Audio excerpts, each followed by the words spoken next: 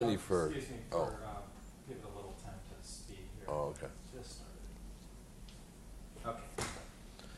Okay. It's May 22nd, 1997, and we're at UCSD School of Medicine in La Jolla, and we have the great opportunity of having a discussion today with one of the major contributors to our understanding of renal pathology and nephrology, Dr. Jacob Churg.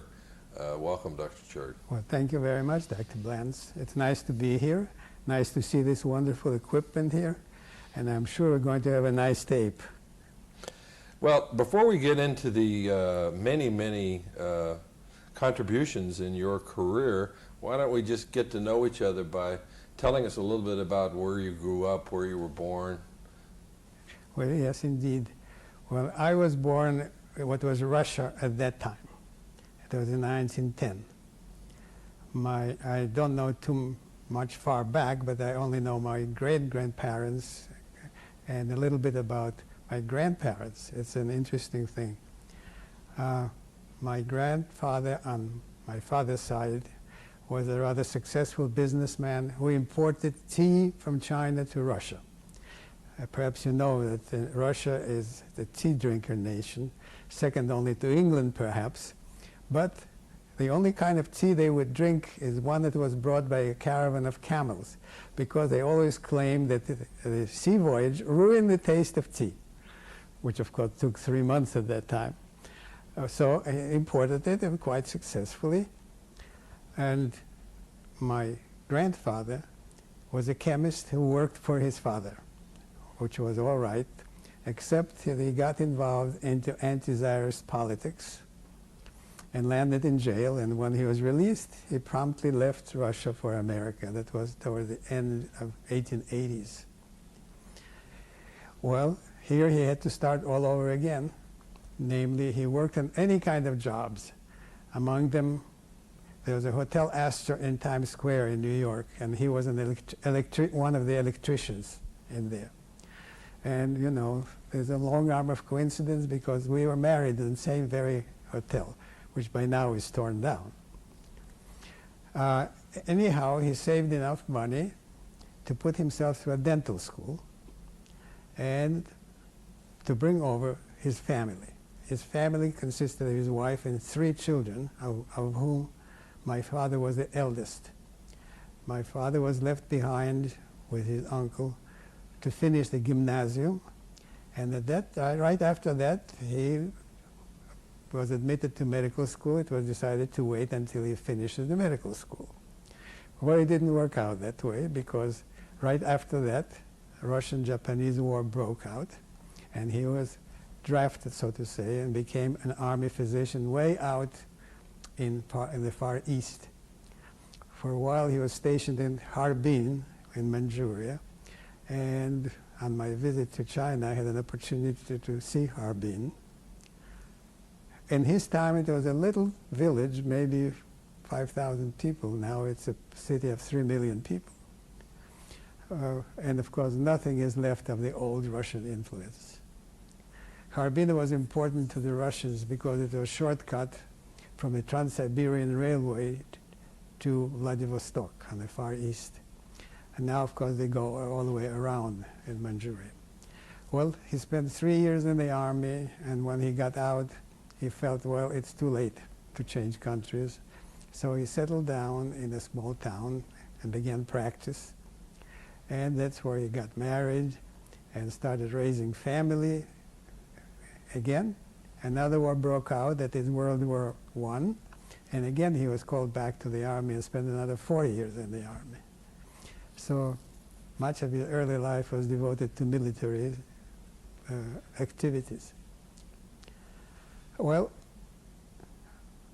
I was born in that part of Russia that eventually became Poland. So the first 12 years of life I lived in Russia, and then it became Poland, so I had to learn Polish and went to Polish schools, the gymnasium, the medical school, and postgraduate training from next 14 years to 1936. My interest in medicine was always this because I really started reading my father's book at the age of 8 or so. I always pestered him with questions. So it was natural for me. My brother, on the contrary, had much abilities as an engineer and became an engineer in France. So that part of the family eventually landed in America. On my mother's side, my great-grandfather was a rather well-known rabbi who was well known for his knowledge of Jewish laws and interpretation of Jewish laws. He had people coming to him from all over the area. And his son, my grandfather, was a businessman, a small-town businessman, not very successful, but he appreciated learning. And he sent my mother, his oldest daughter, to a big city to study in a gymnasium, and after that in a dental school, which was quite unusual for that time to promote women. She finished the dental school and settled again to practice in the same small town as my father. And you can see in no time she acquired a husband, in addition to her practice. So this background perhaps is of some importance. I hope I inherited something from either side of the family.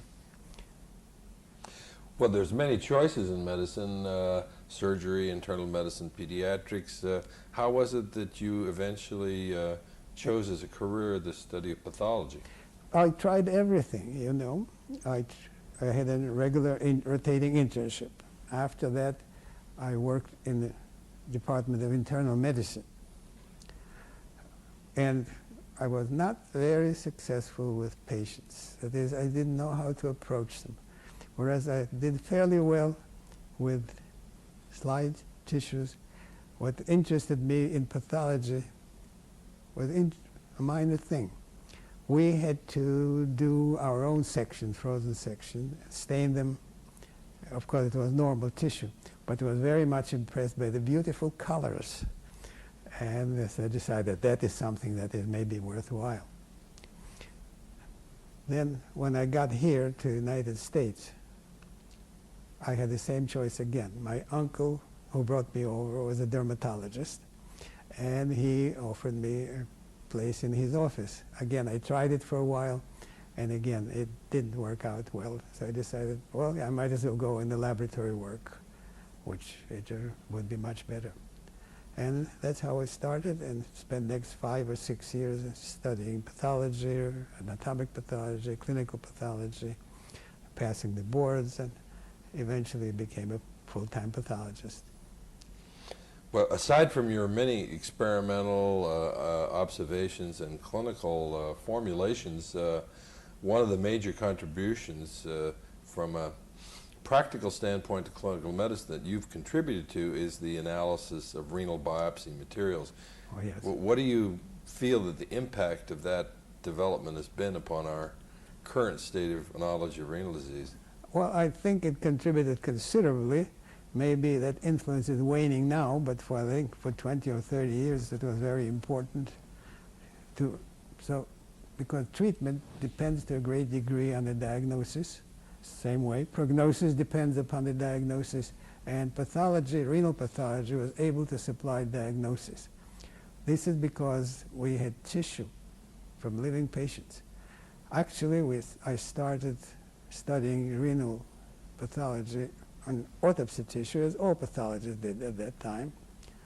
I think the main book at that time, there were 2 books. One by Bell, who published a small book, but very, very carefully observed autopsy reports. And the second one by Arthur Allen, again, based mainly on autopsies. And we started working in autopsy material. And again, perhaps found a few more things, but real development of renal pathology started with biopsies. Because number one, you could see much more, you could correlate it with actual patients' physiology, and you can contribute to the clinical treatment of the patient. So that's why I think something collected about 8,000 biopsies By present-day status, it might not be very much. I know people who have 30,000 biopsies. But if you study them carefully, you can learn a good deal. Yes. Now, earlier in your career, you had interactions with a variety of clinical nephrologists, even though nephrology wasn't a defined subspecialty possibly at that time. Are there any particular figures in that area that were important to your interactions, or the people that you remember from the clinical nephrology arena that were helped advance the field? Well, to some degree, but as you mentioned it, there was considerable disparity between renal physiologists and renal pathologists. The chief of renal division at that time at Mount Sinai was Dr. Marvin Levitt.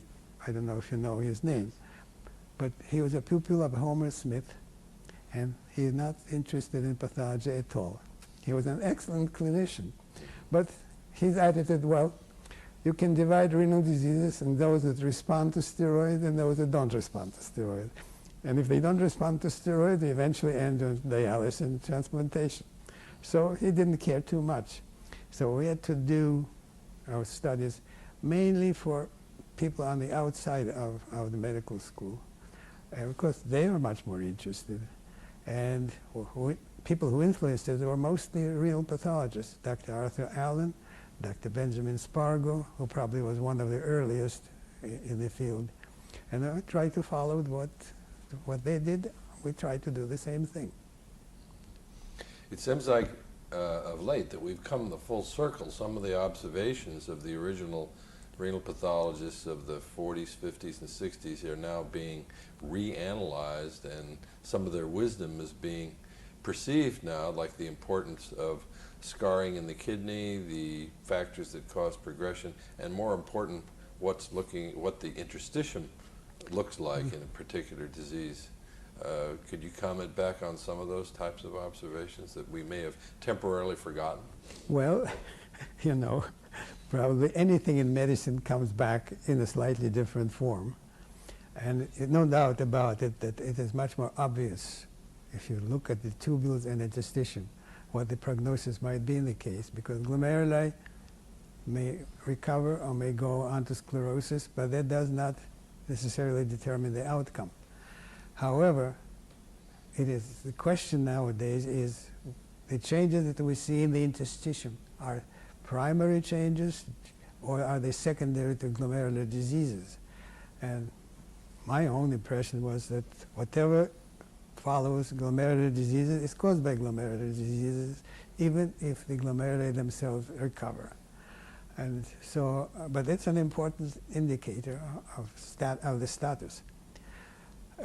Main thing, of course, we don't know why glomeruli progress to sclerosis, why interstitial tissue progresses to sclerosis.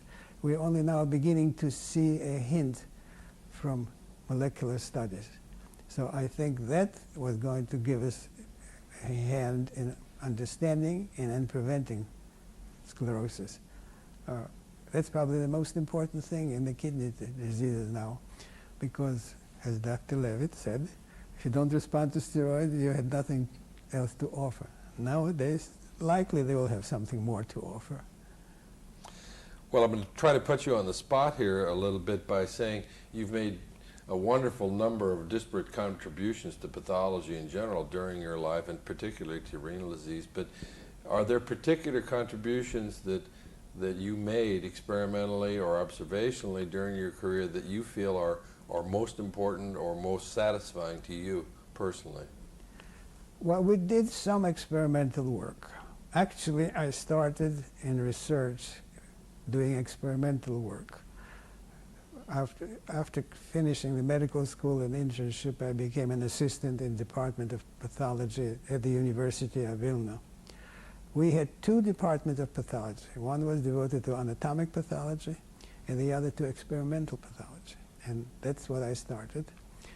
And I had an idea to follow the effect of hormones on the status of complement in the blood. How I came about it, I don't even remember. Maybe it was suggested by my teacher at that time.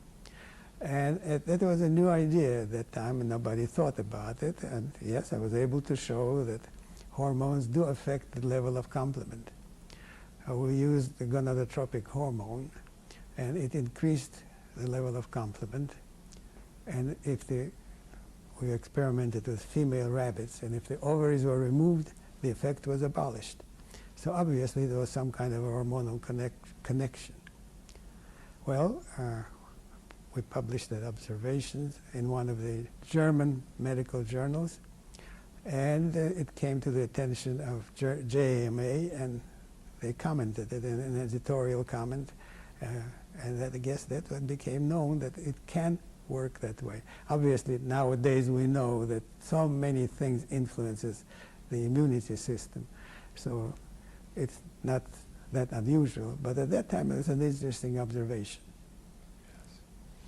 What about some of your contributions to our understanding of vasculitis and in the kidney and elsewhere? You're certainly known, obviously, for the Churg-Strauss syndrome, but you also had interest prior to that on other forms of generalized vasculitis. No, that is correct. You know, it's a matter of luck. We had a patient at the Barnett Hospital who came in with lymphadenopathy.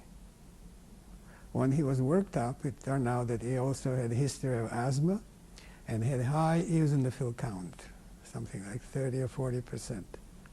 So a biopsy of lymph node was done, and it looks quite strange to me. I took it to an experienced pathologist. He looked at it, said, I really don't know what it is, but it may be Hodgkin's. Well, there was eosinophilic infiltration, early granulomas. It could be Hodgkin's, but patient started to improve in the sense that lymph nodes disappeared, which of course was against the diagnosis of Hodgkin's. And then he died of brain hemorrhage, and at autopsy there was vasculitis, including vasculitis in the brain arteries. That was the cause of hemorrhage, but also many granulomas in various tissues. And then something unusual, which I haven't seen before. Later, of course, we found that such cases have been reported previously. But what happened at the same time, Dr. Lotta Strauss at Mount Sinai, also had a similar case. You know, if you have one unusual case, you say, well, just an unusual case. If you have two, you say, oh, it must be a new disease. So we worked up those cases, and then started looking through the material in the file of Mount Sinai. When we found about 13 or 14 such cases. This was due to the fact that one of the men who allergy, Dr. Harkavy, an allergist, he noted this unusual combination of vasculitis and eosinophilia. It was known before him too, but he started collecting these cases, and I think half of our cases came from him alone. So we had also a number of cases without such history of eosinophilia and asthma, and we compared them, and they did not have these granulomas. So then we decided it must be a new disease.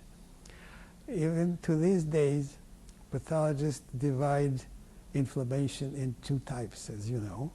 Acute inflammation, which has mostly polymorphs, maybe neutrophils, maybe eosinophils, and chronic inflammation, which is mononuclear cells, lymphocytes, monocytes, and so on.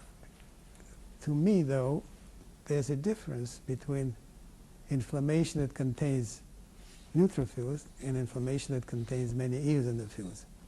Eosinophils are quite different in appearance and probably in function.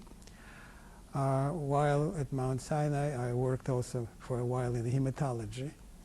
And if there would be a position for me, I would have even stayed in hematology. But at that time, there were very few positions in the hospital that were paid positions. I think pathology had 3 pathologists for over 600-bed hospital with very active surgical service.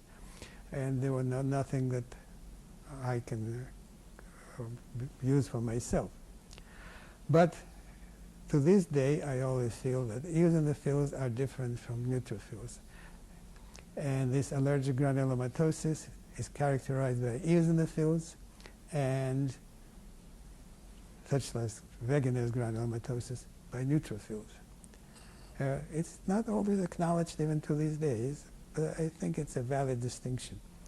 Incidentally, in that case of our autopsies, there was quite a diffuse infiltration of the renal pelvis, ureters, veins in the liver with eosinophils, which you could see grossly as brown color. Eosinophils, I believe, contain metalloenzyme, perhaps zinc, and that gives them a color which is quite different from neutrophils. Well, these may be minor differences, but impressed the two of us, and that's why we went ahead and published them. Yes. Well, also, since your career in renal pathology has essentially spanned the time where it has become a science as well as an observational art, you must have run into a lot of contemporaries over the years that you think might have made significant contributions. Are there any memorable friends or contemporaries in that area? Well, one of them, of course, is Dr. Heptonstall. You know Dr. Heptonstall. Yes.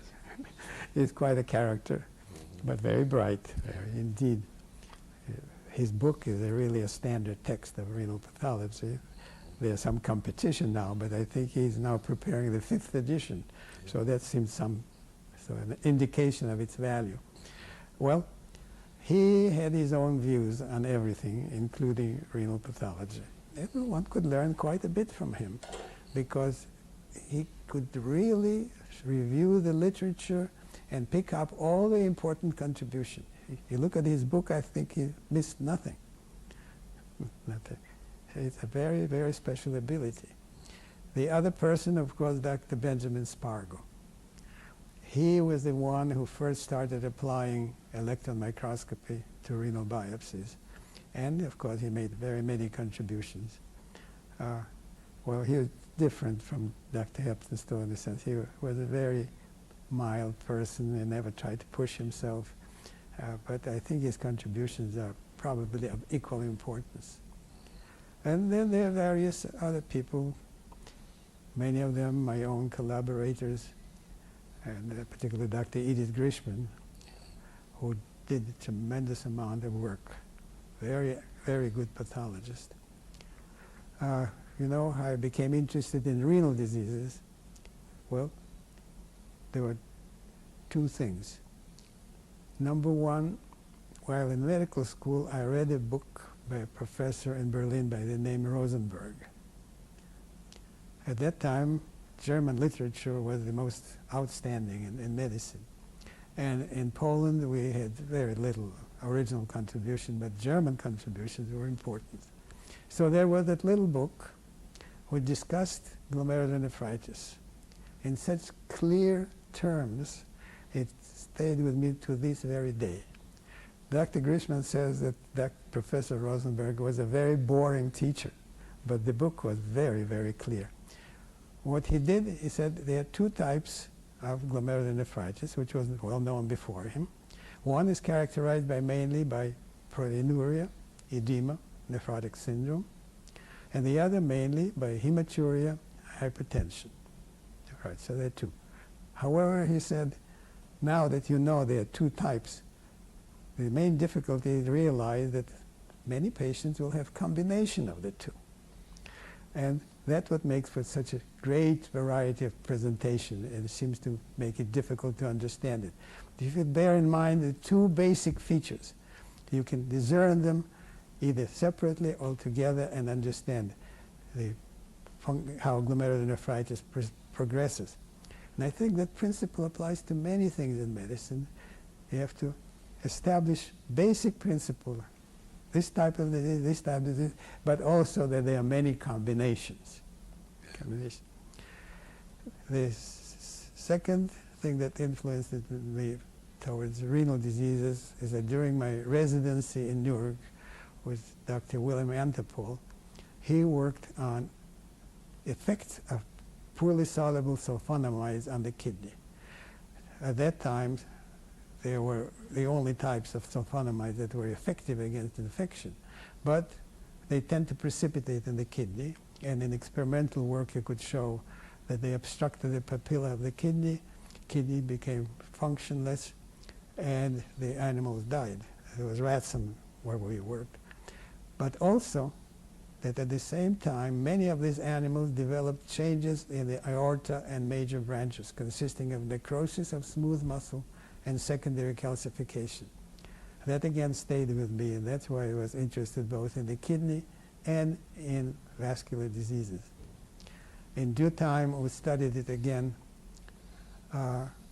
trying to see how this type of large vessel disease compared with so-called fibrinoid necrosis. Classic arteritis, of course, has fibrinoid necrosis, which is necrosis of the smooth muscle and entire media. But there's a difference between the two.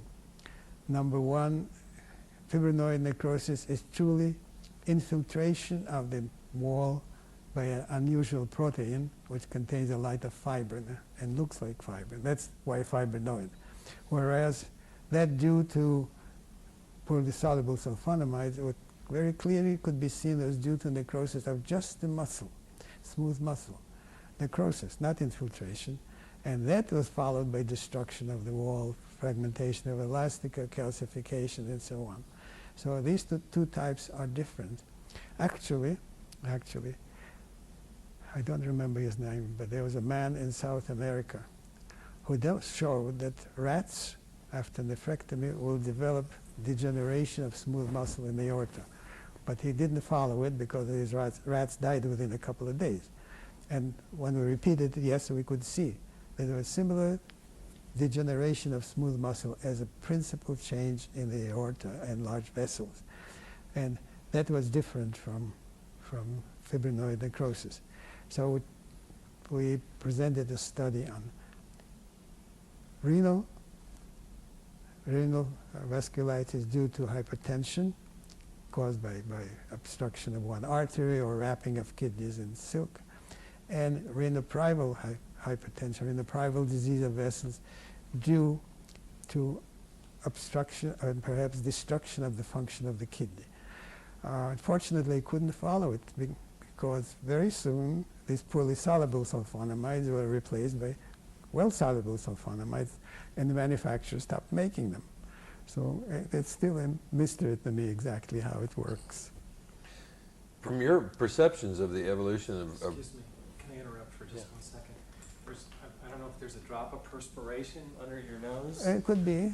And here, we have some. Yeah, thank you. That's better. Okay. And I can cool it off a little bit in here if it's getting warm for you. Well, it's not too bad, but maybe just a little.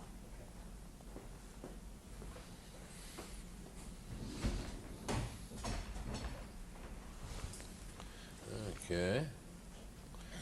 We have a 90-minute tape, so we got another hour or so here. Maybe the next, since we're not being taped, maybe the next two promptings or questions I'll pose to you really relates to sort of the integration of disciplines that have happened over the past several decades. And maybe the first question I'm going to pose after he turns back on is basically how much perception was there in the 30s, 40s, 50s of, since there was no real science of immunology that was developed, how much did renal pathologists really perceive that this might either be a humoral or a cellular immune mediated, that many of these syndromes might be? You know, I'm not sure that all of them obviously are, but yeah. I'll pose that question when we start again, and then maybe we can talk about the integration of physiology later with pathology in the 70s and 80s, you know, the disease model approach and all that kind of thing. Okay. Yeah. Another perceptions that you must have had over the last several decades in renal pathology was that there was really no science of immunology per se in the 30s or 40s compared to today. Was there a perception by the leading renal pathologists such as yourself and the others that you mentioned that there might be a real immune cellular or humoral immune basis for some of the diseases you were observing? I don't think so. You know, after all, pathology is a relatively new science. Let's say it's dating from Virchow's time. Before that, there's only gross pathology. And pathologists just to make a diagnosis with the naked eyes, and whatever they didn't see didn't exist. And when they started using the microscope, then the concept of cellular pathology developed. So pathologists started looking at cells and tissue and see what kind of changes they see with a microscope. Again, they worked only with autopsy tissue. And so what they saw was the end stage of any disease, including renal diseases. So very little correlation could be established with anything else. I think only when it was Kuhn, I believe, was introduced methods of applying immune sera to the tissue and staining various elements of the tissue. Only then the pathologists became interested and started using the same method. And only then they realized that many of these diseases indeed may be of immunological origin. Of course, we now know that quite a few of them are, not all, but quite a few, and we try to follow it. As you see, pathology was really not much related to clinical medicine. The problem, of course, was that clinical medicine at that time, let's say 100 years ago, was also in difficult straits because there were few methods of diagnosis. I remember reading something about medical school in Vienna towards the end of last century. At that time, Vienna was the medical center of the world. And pathology, autopsies were done on practically every patient. As you know, in Europe, you do not require permission of the family. And what happened, that the accuracy of clinical diagnosis was also very low. Compared with autopsies, only about 20% of diagnosis really covered the finding that pathologists found at autopsy. Well, at that time, after that time, things began to improve in the clinical medicine. Now, Vienna has a medical school, which is an average medical school, but the accuracy of diagnosis that clinicians make is close to 80%. So that clinical diagnoses have greatly improved. So that pathology only showed that it is much more difficult to establish a clinical diagnosis without an autopsy. But you know the story, that pathologists know everything but too late. Yes, that's right. So that was the situation. Well, you've brought up an interesting point that as little as 20, 30, 40 years ago, the disciplines of renal pathology and clinical nephrology, or even experimental nephrology, were quite separate. And let's say clinical nephrology became an entity, a subset of internal medicine, somewhere in the 60s, and I remember the societies of nephrology were established at that time. Initially, nephrology, from an experimental standpoint, was dominated by the physiologist, I suppose. Yeah, sure. But we've seen some gradual integration so that now it's very hard to tell an experimental immunopathologist from an experimental nephrologist. And what do you think of some of the developments that have occurred as this integration has taken place? Well, I think it was mainly due to renal biopsies. That is, you could really look at the tissue while the patient was alive. You can follow the development of changes, if necessary, by subsequent biopsies. And you can really tell something about the status of the patient by looking at the slides. That's when pathology, like renal pathology, became important to clinicians. That, of course, goes for every organ. You know, of course, there's liver pathology, GI pathology. Well, the central nervous system was always a separate discipline.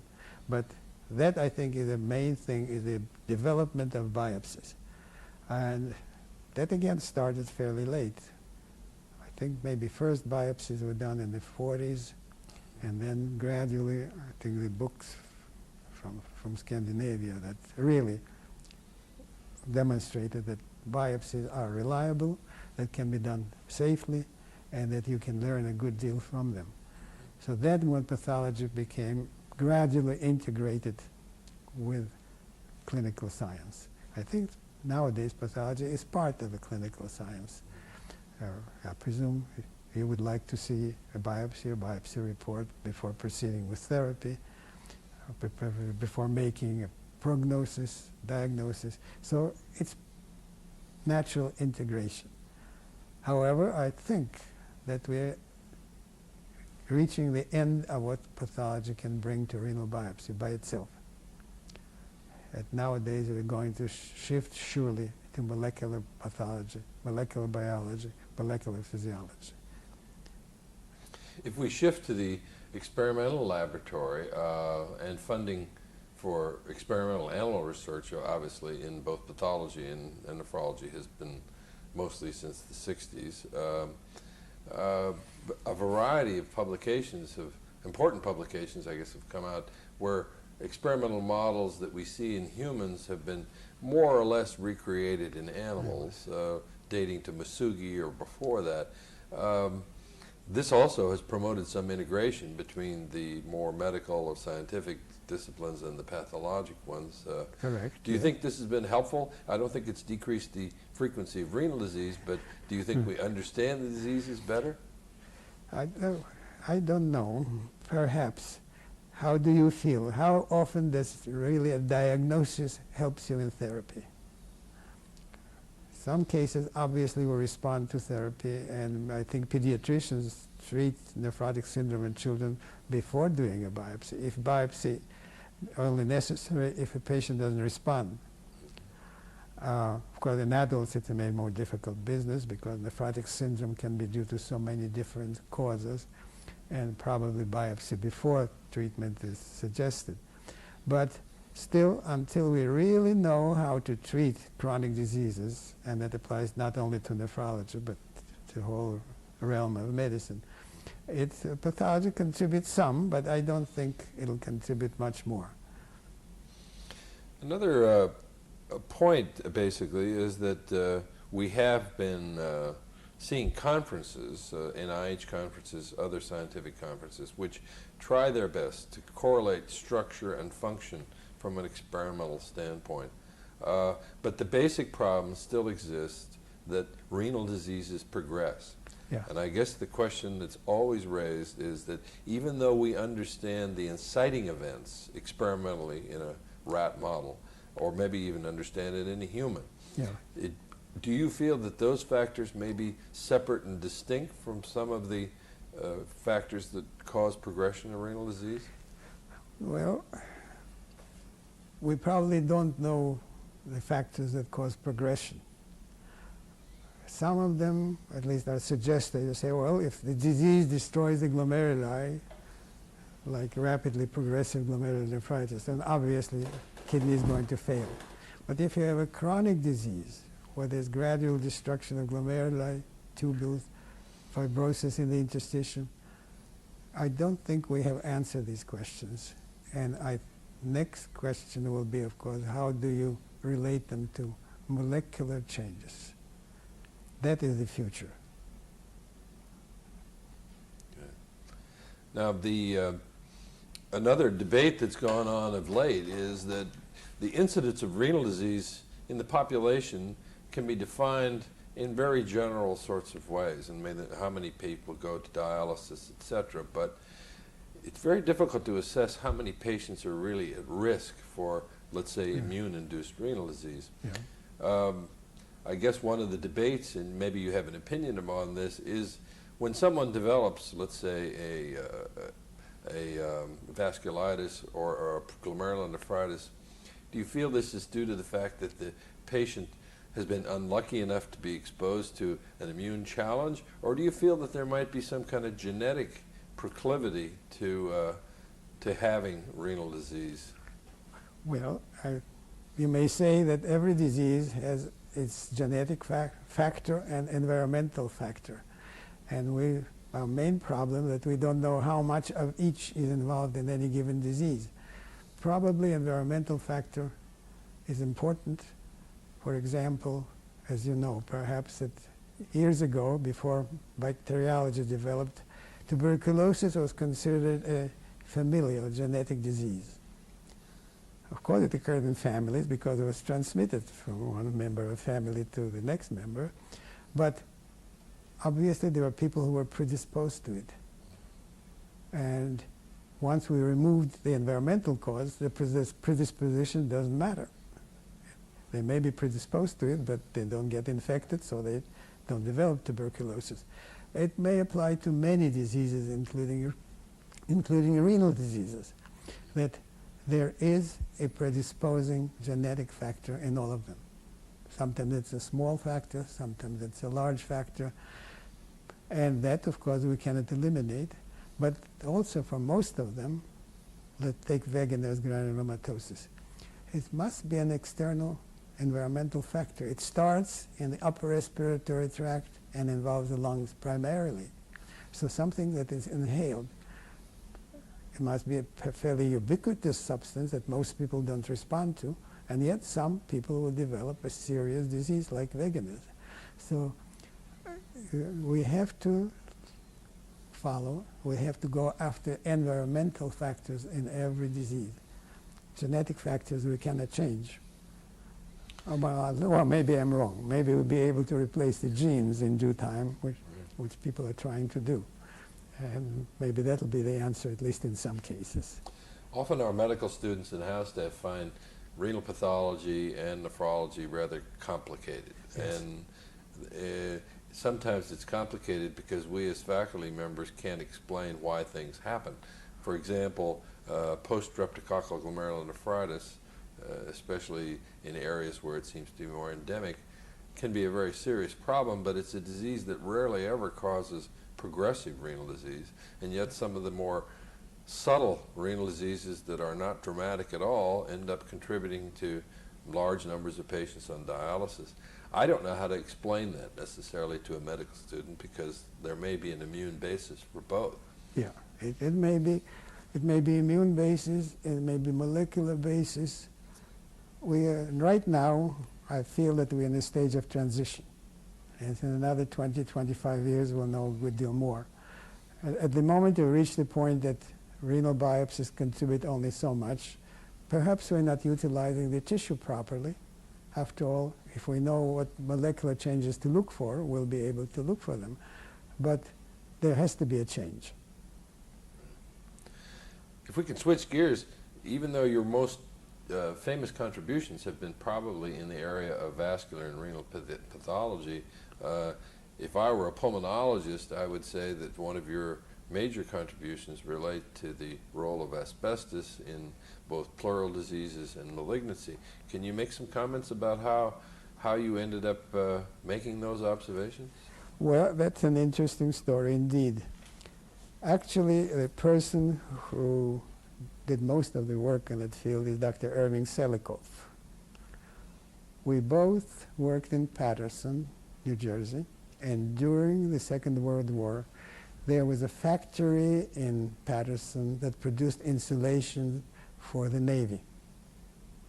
And that insulation consisted mainly of asbestos.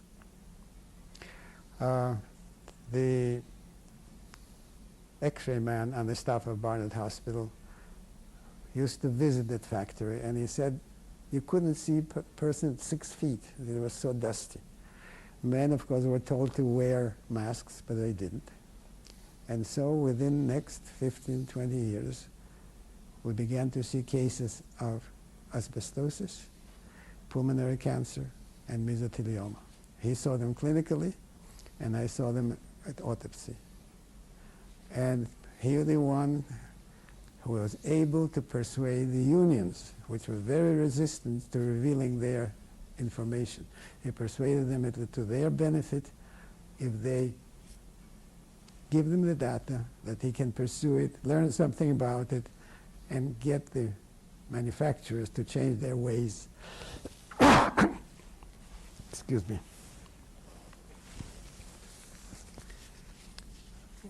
Well, he was, he was very skillful in that because he did persuade them to give them the information, and he was clearly able to establish a relation between asbestos exposure and cancer.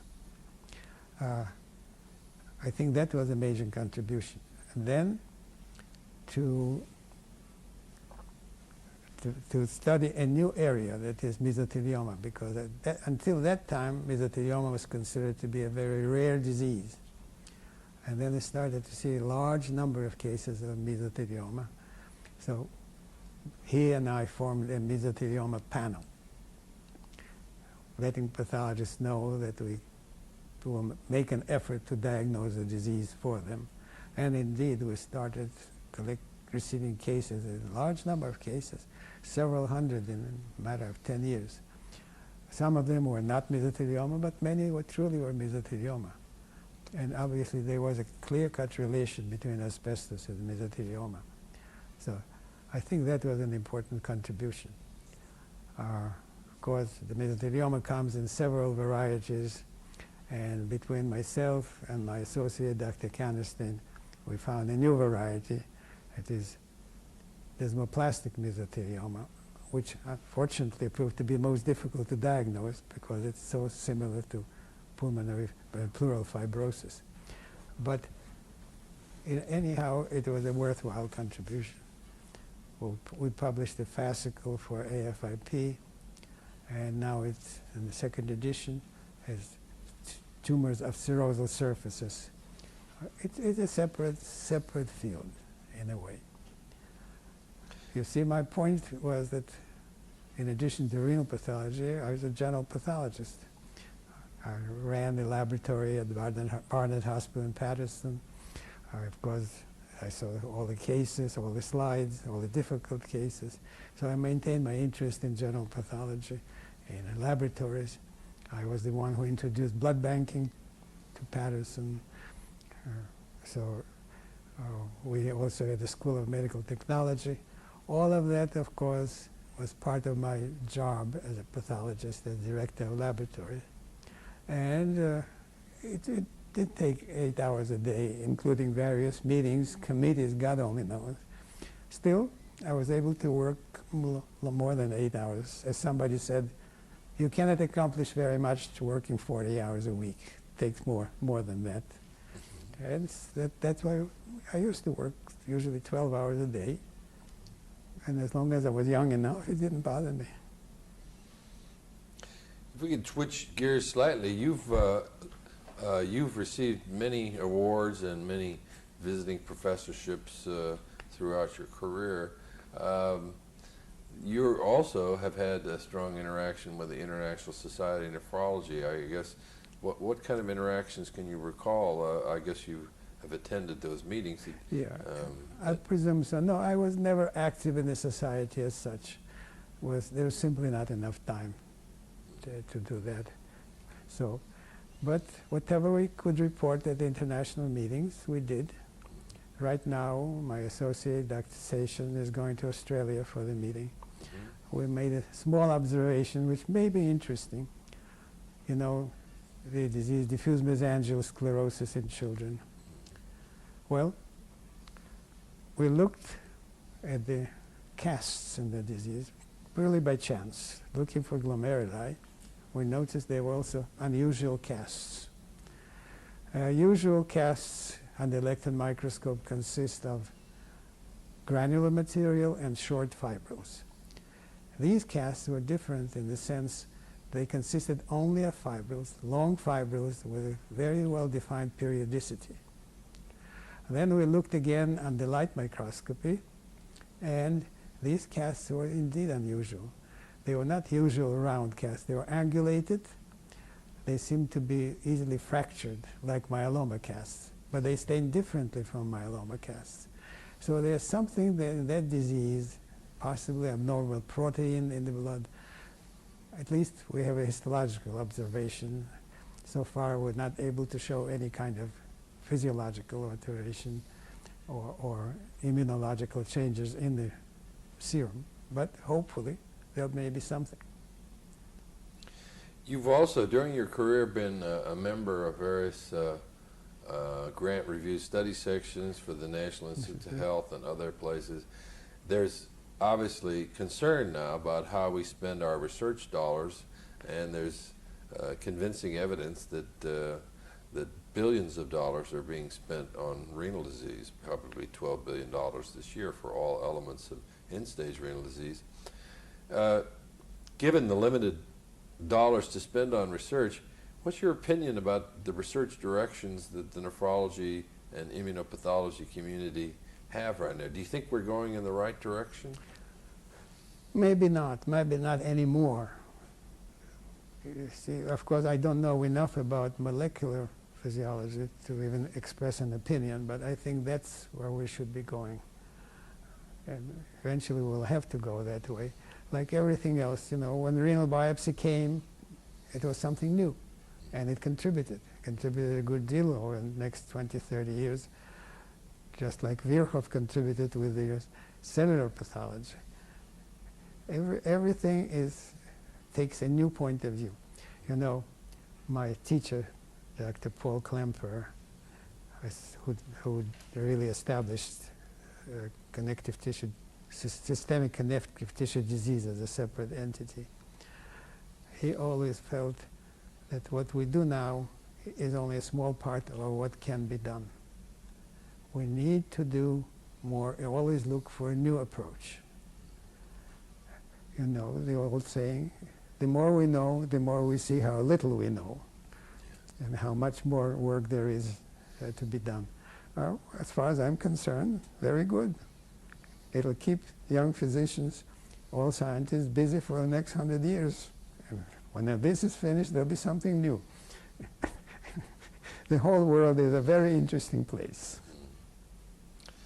Well, the other aspect of that is that renal pathology has contributed a great deal to our understanding of the pathogenesis and the classification of renal diseases. And maybe the limitation in therapy relates to the fact that we don't know really what proper therapy should be applied to which of these diseases. Now, this brings up the big debate of should we fund these large and expensive clinical trials, and if so, would they be of value, and who should supply the money? I mean, should it be governmental agencies? Should it be pharmaceutical companies? And if so, how do we coordinate these things? You know, you only can do what you know.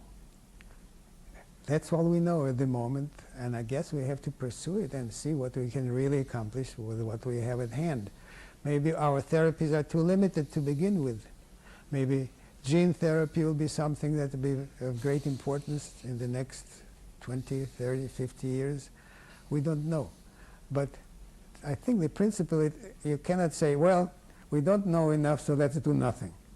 I think it's always much better to do something, because something new will emerge from whatever we're doing. Okay, can we stop just a second? Let's see. To repeat it? Yeah, well, I think it was the guy that wrote Bridge of St. Louis Ray, not John de los Pasos, Yeah, but one of you the see, and I like think, unfortunately, young people nowadays don't look back. They realize, of course, that there's not much that was accomplished until recently. We ready? Do you remember Dr. Engelfinger, who is the editor of New England Journal of Medicine? I didn't know him. I knew his daughter. Yeah, that's right. I know his daughter too. But while he still was the editor, he wrote an editorial, "The Contribution of Medicine to the Welfare of the Patient." And he said that until this century, the encounter between the physician and the patient was generally to the detriment of the patient. Only in this century, things have changed, and really we do make a contribution. Maybe 15, 20% of cases, medicine really helps. However, in maybe 10% or maybe more, medicine produces complications of the disease. So the net gain is something like 5, 10%, but still it's much better than it was before. So knowing history, one at least becomes more modest and say, well, only we know so much. And always follow the suggestion of Hippocrates, do not harm the patient. Your interests in medicine are not merely confined to, let's say, clinical nephrology, medicine, and renal pathology. It's a little bit broader than that. Well, yes, I worked in various areas and published papers in various areas, but still the main areas were the three that we mentioned. That is pulmonary and pleural diseases, vascular diseases, and renal diseases. The field is too big now. You look at textbooks of nephrology and they run to 3,000 pages. There's too much information. I mean, not even information, data which may be valuable or may not be valuable. But still we have to do whatever we can, because while we work, we may have new ideas. If we don't work, we don't have the ideas. But at your own institutions, you've also established societies or lectureships related to the history of medicine. Yes. How did that, I mean, what contribution do you think that makes to our well, capabilities as physicians? Well, you see, my teacher, Dr. Klemper, was very much interested in history of medicine. He was the one who established, or at least helped greatly, a rare book division at the New York Academy of Medicine. But, you know, how he came across his idea of diffuse collagen diseases, he looked carefully at autopsies and lupus cases. It was Dr. Baer who collected them. He was known for that. And they had many, many cases of lupus and many autopsies.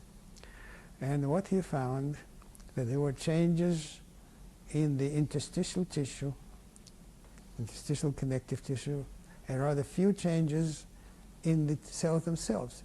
Usually it's the cells that suffer, and then you have secondary changes in the interstitial tissue. And he remembered from history of medicine that before Virchow concentrated on the cell, pathologists defined diseases by changes in the fibers.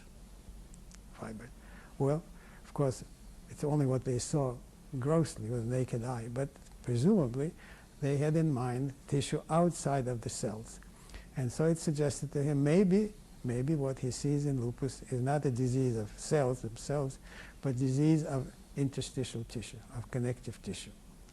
And in a way he's right, but still it starts with the cells, but eventually you have connective tissue changes. And that's what always interested me, the history of medicine, how people viewed various diseases and how they tried to approach them. You know very well that in medicine always changed its standing with people. At some periods, physicians were respected, like let's say from discovery of antibiotics to recent times, and other times they were not. And they always told that they just suck the blood from the patient and do nothing for them. Well, it's not true, because physicians did know how to help patients. Nowadays, young people may not even know it. I remember very well when the surgeon came to me with a complaint that he had infection of the finger, and he used this antibiotic and that antibiotic, and it's still there. So I asked him, well, did you try to soak your finger in hot water? And immediately it helped. So that's what physicians knew, how to help the patient, not how to cure the disease, but how to help the patient. And nowadays it's too often forgotten, and physicians have no time to listen to the patient. Who said it, that most of the diagnoses are made from good history? And it's still probably true. Also, I think that we found over the last couple of decades that it's maybe increasingly difficult to convince our brightest medical students that an academic career, either in clinical teaching or in laboratory investigation, is their best alternative. Do you think if they had a little bit better knowledge of the history of medicine, that might be different? Or? Maybe, but you know, after all, who selects the future medical students? The admission, directors of admission. And they tend to select the same people who do very well in business, the same abilities. And so they tend to go into business of medicine rather than in science of medicine. Yes. Now, you have not officially retired from your Well, position. no, I'm still on the staff. I'm emeritus status, and this April I was back to teach, and maybe I'll do it next year, but I don't think it's going to last much longer. You know, if you're not in a daily contact with medicine, pretty soon you begin to forget some of the essentials. But you've seen departmental structure and School of Medicine structures change over the years, and you've contributed to the governance of those programs at places like Blantz. Do you think that even full-time academicians now have to become businessmen? Well, they're being pushed that way because there's no money. No, I don't know. And tell us a little bit about your life here now. You are moved to California, and that was a choice to be close to your children, but Yeah. are Yes. you maintaining your interest in what's happening? Well, only in the sense that I'm still participating in books that are being written. Otherwise, no, I haven't. I haven't. That, in a way, it's a pity, but also, you know, I cannot contribute much more. I know what I knew before, but new things escape me. I really don't know much about molecular physiology, molecular pathology. And unless you know something about it, you're not contributing. Now, we mentioned other memorable people in experimental pathology. Were there other people in your interactions internationally that you had, either clinical nephrologists? You must have known Habib and Bourget. Oh yes, oh very sure. Habib, well, we worked together on many issues, particularly the international study of renal disease in children. That was a major study. She contributed a lot. Oh, she had a very sharp eye. Yes, indeed. It's too bad now that she was sick. You probably know. Yeah, and she doesn't work in much. Or she's the most energetic person and a very discerning pathologist. Yes, indeed. Now, the other area of renal biopsy to which you contribute so much is now being used very greatly in the area of renal transplant evaluation. Yeah. That's done frequently. That's probably the most common biopsy we do per patient. But is that, do you think, going to be helpful in our therapy of that? I think it is, because it helps you to distinguish between an acute process which can be affected by therapy and a chronic process which really doesn't respond much to therapy. So I think it's important to know how much, how severe, and what can you do about it. Yes, I think it's helpful. You also mentioned that when you were a young physician in training, that the dominant experimental knowledge and observational knowledge seemed to be coming out of Middle Europe, let's say Germany. Or Yeah. that seems to have changed a bit. Not that they're not making contributions, but you have any feelings about why that change occurred? Well, I think they are really, badly hit by the war. Everything was destroyed. No, they're coming back. There's some very valuable contribution from Germany. But every country in Europe, Italy is contributing a good deal nowadays. France to some degree. England is pretty good. No, I think most countries now have recovered enough to make a contribution. They still don't have the personnel or the money that we have here. And we may say for the last 50 years, this was the dominant medical center, the United States. But everybody is trying, and I think it's succeeding to a great degree. Well, take Stuart Cameron. He did a lot for nephrology. And you have had a lot of trainees yourself in your department. Yes. Any yes. particular personal experiences with trainees, or some that you're very proud of? It's interesting. It is interesting that most of our fellows came from Asia, China, Taiwan, Philippines, and they did quite well. Many of them went back, some of them stayed here, and some were very, very bright. Indeed, I think they're as bright as anybody else can be. They just had fewer opportunities. but that is going to develop. Even in China, I think they're going to. Well, you know, somebody said renal biopsy must be akin to acupuncture in some way, so. That's right. Okay. Let's see, maybe we could just, are we stopped now for a second? Is there involved area that we're in teaching missing here? of medical students also in pathology and your affiliations with Mount Sinai? It's some of our perceptions that the way we teach pathology has changed over the last several years, probably because of the knowledge expansion. Do you feel that's for the better or for the worse?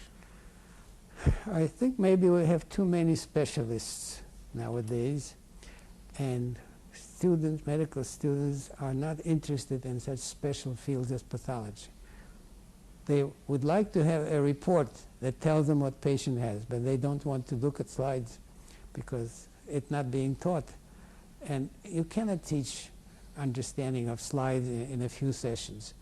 So nowadays at Mount Sinai, we don't even show them slides. We only show Kodachromes in relation to cases. If you have a case, clinical case of this or that, and clinical information is such and such. In addition, the renal biopsy shows this and this, so they can put it all together. And that's what they really want, and that's what they like. People don't go into pathology as a basic science because it's really not a basic science anymore. It's an applied science, and I think it's part of a clinical picture rather than basic science. My impression that basic science nowadays is done mainly by PhDs and not MDs. And those MDs who go into it also go into basic science rather than applied science. So maybe it's to the better and maybe it's not, because students only follow certain information and don't want to know any more than it's necessary to what they think is enough to take care of the patient. But it's too limited. Well, how we spend time with, let's say, medical students in this country in the second year has changed radically too, because it seems now that pathology is taught as pathophysiology in lectures with slides, as you mentioned. Yeah. And even 30, 40 years ago, I remember it being taught in small group sessions, Yeah. where you had buckets in the morning and you had gross anatomic changes, slides in the afternoon. That must have an impact on what kind of product we're producing as a medical Yes, student. and there's no question about it.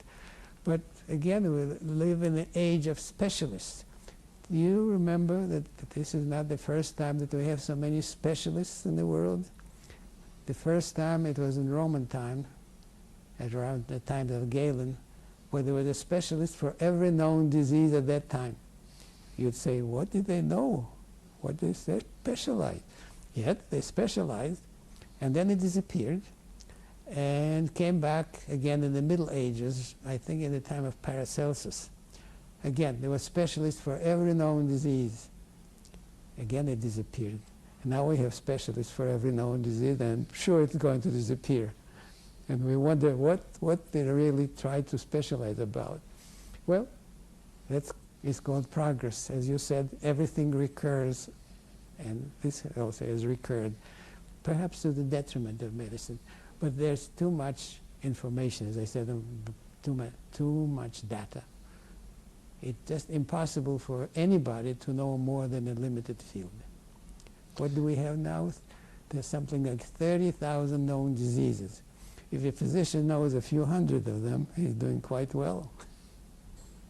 But it's also disappointing in that if we do not expose medical students to the process of being a pathologist, then we will never create a pathologist. No, perhaps you noticed too that maybe 1-2% of students will go into pathology. No But more. even for the internist and surgeon, it's valuable to have had that exposure. Many of ours have only observed and never performed an autopsy. No, that is quite right. But, all right, so you have nephrologists. Nephrologists do look at slides, at kidney slides, and they learn that much pathology that is helpful in their own field. Same thing for surgeons. They do surgery, let's say orthopedic surgery. They learn a lot about bones and joints and nothing else. Again, too much data. From your perspective, picking the last 10 or 15 years, could you point out to us some of the observations that you think have been most important in the last decade or so? Probably have to go back to molecular pathology. You know the name of Dr. Popper. He was chief at Mount Sinai and worked in liver diseases. And he one who suggested that instead of the cell, we should concentrate on cellular organelles. But it's only an intermediate stop, because next one is a molecular changes. That is going to contribute very significantly. Well, certainly it requires some kind of interaction between the pathophysiologist and the molecular person. Oh yes, oh yes. Obviously, the limitations of molecular biology, it's not a kinetic science in a way. No, well, As well, some for people example, say, molecular biologists are accountants and pathophysiologists are economists. There's a difference. That's true, that's true. Again, you have specialists. Yes. And somebody has to come up who will be able to integrate it. That undoubtedly will happen. Now also the impact, I'm getting a little far afield here, but the way we do medicine has changed and the way we finance it. I'm sure in your time of training early in the United States, you were basically seeing patients who had no bills or had either paid for it or didn't pay for it at all. That's right. We're now in a setting of managed care, and obviously there are pressures to do less but maybe more expensive procedures.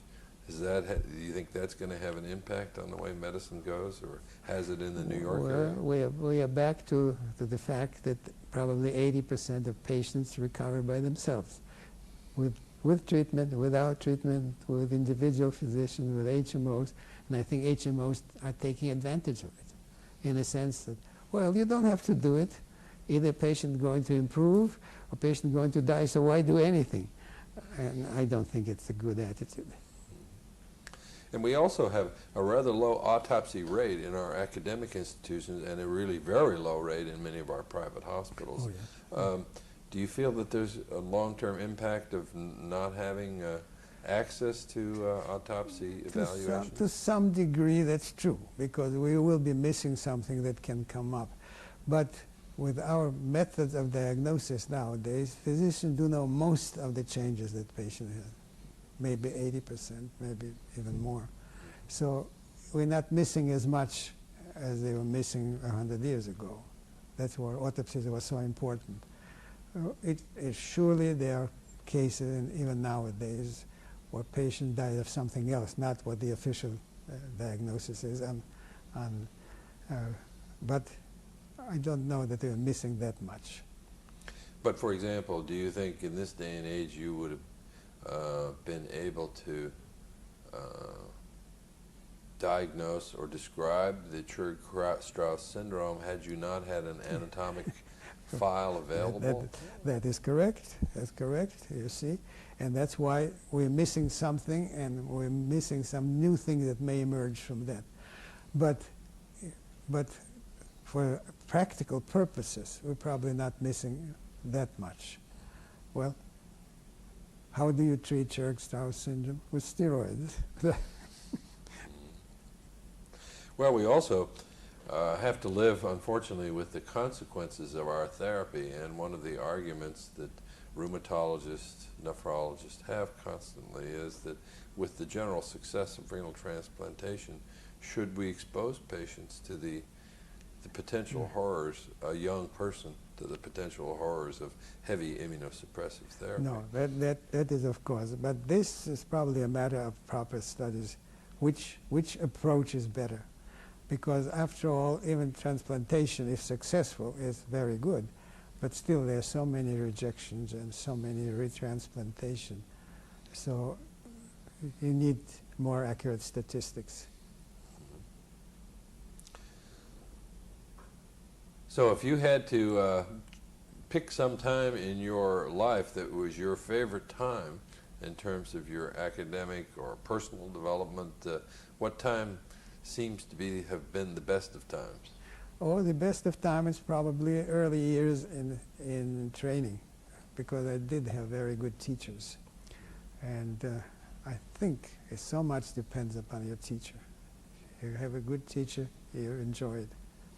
And if the teacher is not interested in what you are doing, then you cannot develop it. When you are young, you do need help.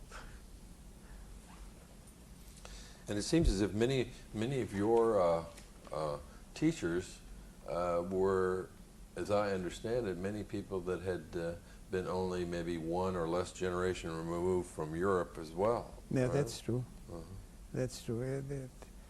I don't know whether they were better teachers or it meant only that they came here because they had more enterprise, more knowledge, and so were able to succeed.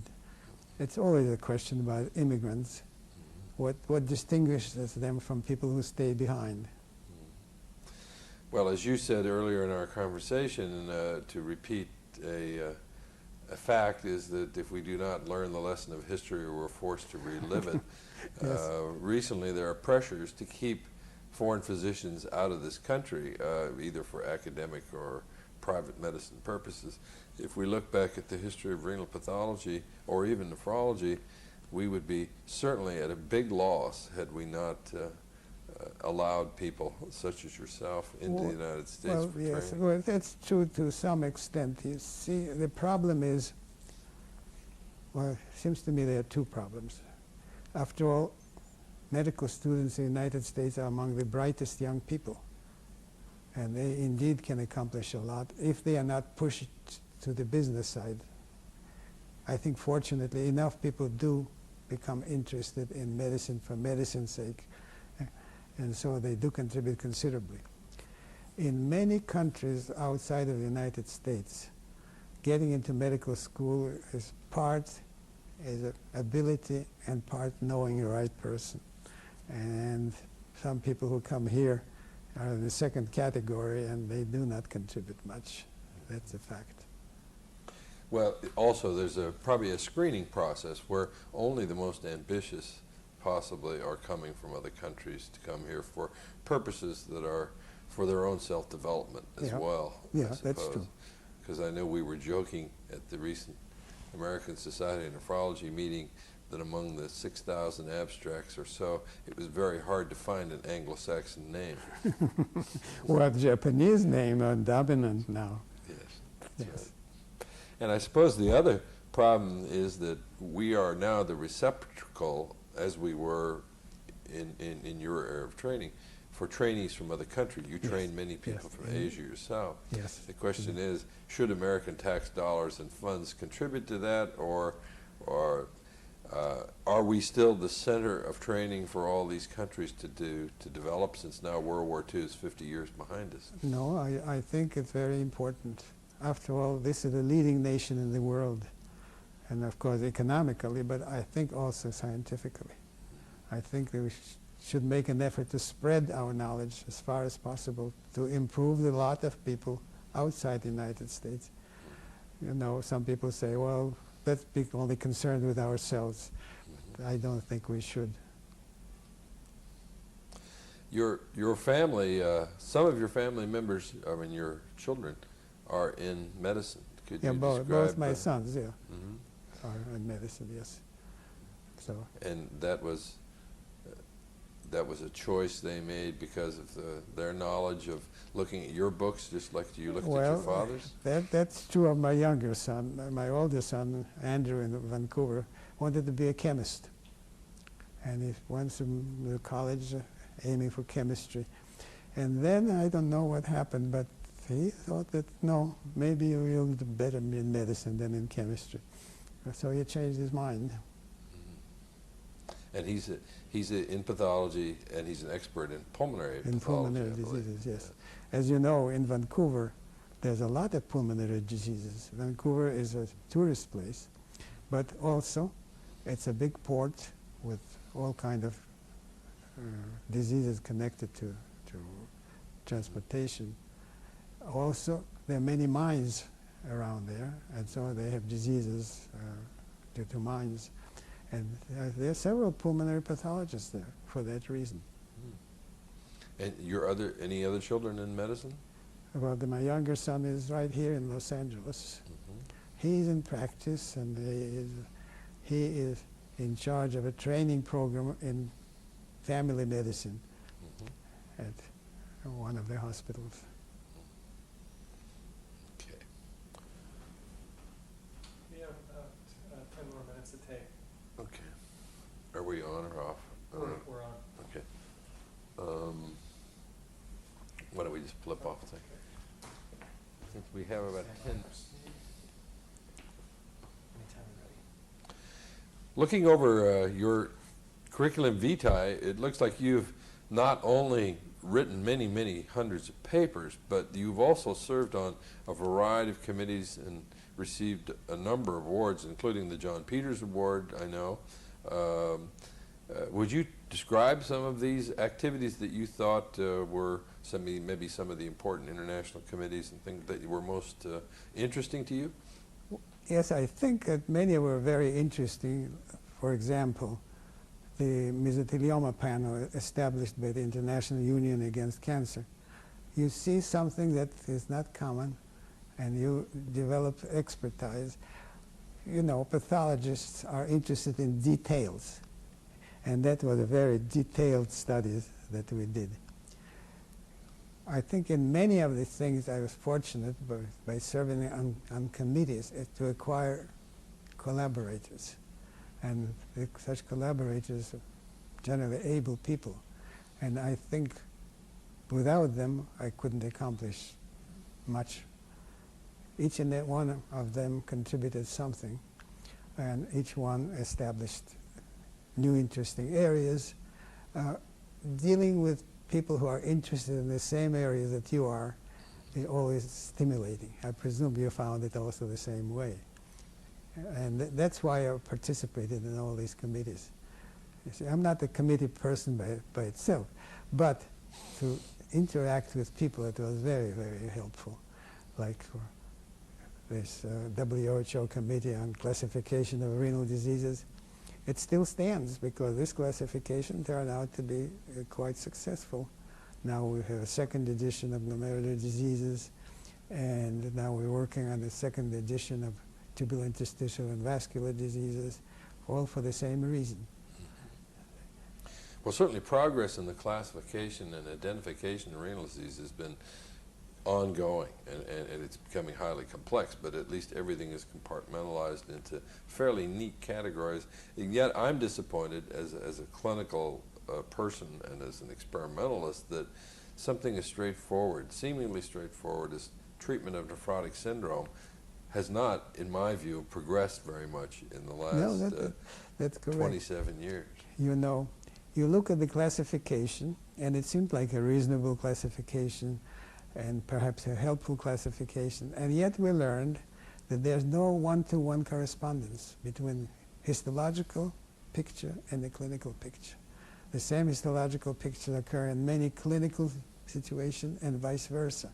So classification is only useful to my mind if it helps the patient.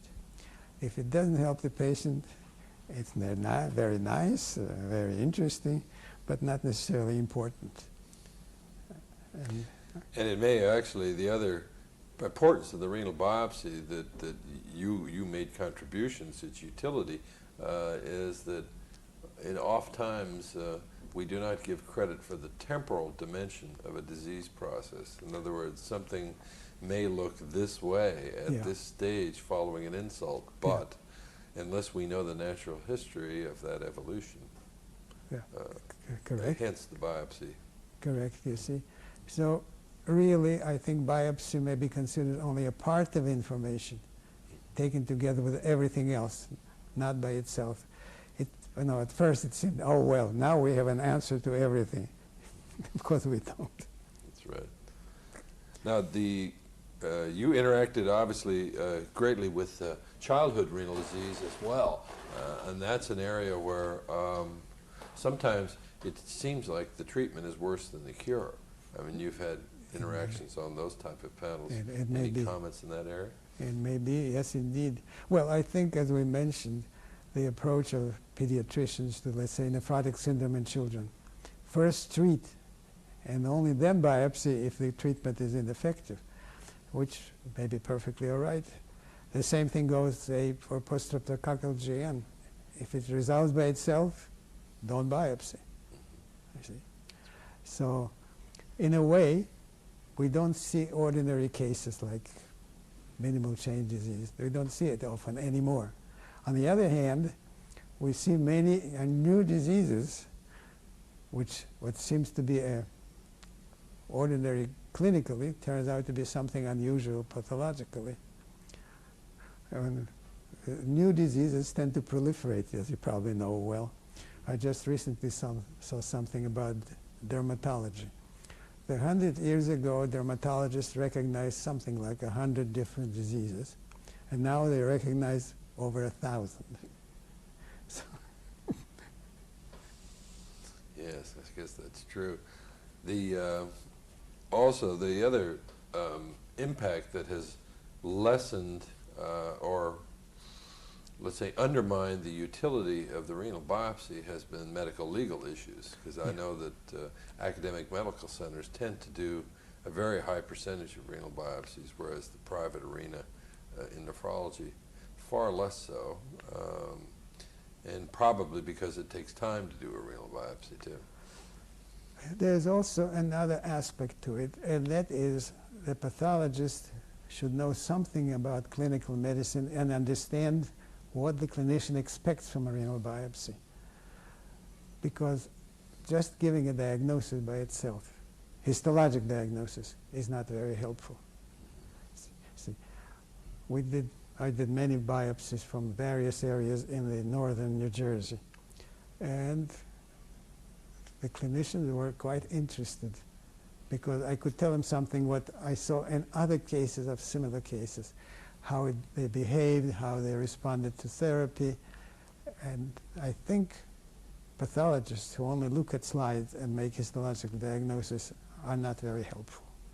That's right. And obviously the question of follow-up, because we have patients that are changing doctors and there may not be continuity to their care that's required, that maybe only years ago academic medical centers could supply because they had a population of patients that were theirs for a continuous period. You see, but on the other hand, if a patient lives in a certain area, he's liable to go only to a limited number of places. And it seems to me that the number of renal pathologists is not increasing. The Renal Pathology Society has something like 120 or 130 members now, but most of them are general pathologists who also do renal biopsies. Only Dr. Habib does only renal pathology. I don't know many more people who are able to do that. But still, young pathologists have some understanding of clinical problems. And that is unfortunately what's missing, because they are so intent on learning the histologic diagnosis. They don't correlate it with the clinical information. Well, I want to thank Dr. Jacob Churg for having this discussion with us today, and thank you again for all of your insights. And I can see that you are an outstanding teacher, and from the conversations and your insights you've supplied. Thank you very much. Thank you very much, Dr. Blantz. Yes, indeed, it was a very interesting conversation. I think I've learned something. Well, Now, I think that's close to the Yeah, we're right on the end. Yeah. It would have been a good interview with both of you on camera too. Sure. Are you familiar with the show format at all? How they're going to be using this? No, not much. No. I've never seen any of the other videotapes as to how they're dealing with them,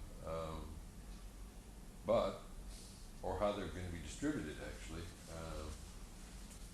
So it's two guys that have been appointed by the International Society of Nephrology to conduct this program. Well, actually, Leon Fine's involved with it too, and two guys from the UK and one guy from Canada, but they're all well known.